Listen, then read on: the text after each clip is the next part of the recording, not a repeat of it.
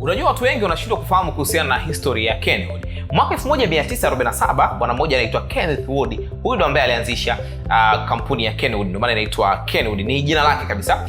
Wakatengeneza product yao ya kwanza, walianza na toaster kipindi hiko. Baada pale wakaendelea wakafanya vizuri na Kenwood wana product nyingi sana, na product zote ambazo wako nazo Kenwood ni product ambazo ni smart. Na kama ni mtu ambaye unapenda product za Kenwood, unahitaji kununua product za Kenwood, unaweza kutembelea website ya www.nidadanish.com, ukaenda pale ukachagua product yoyote ya Kenwood ambayo wewe unahitaji. Leo nataka nikwambie kuhusiana na hii kettle hapa, ama jagi la kuchemshia maji la Kenwood.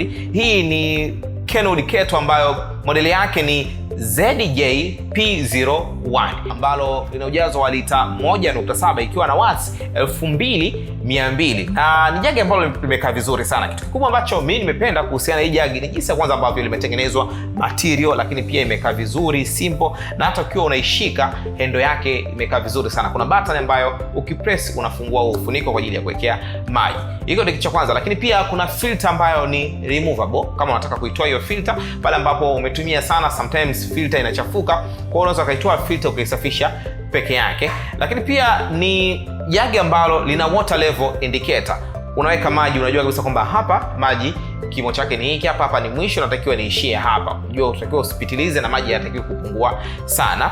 Lakini pia lina boil dry protection. Pale ambapo unaweka maji yakiwa ni kidogo, automatic yenyewe itajizima. Hiki ni kitu ambacho nimekipenda sana. Lakini pia nimependa switch button yake, pale ambapo unawasha kuna light ambayo inakuonyesha kwamba sasa hivi jagi limewaka, na ikiwa haijawaka unaona kabisa kwamba jagi halijawaka.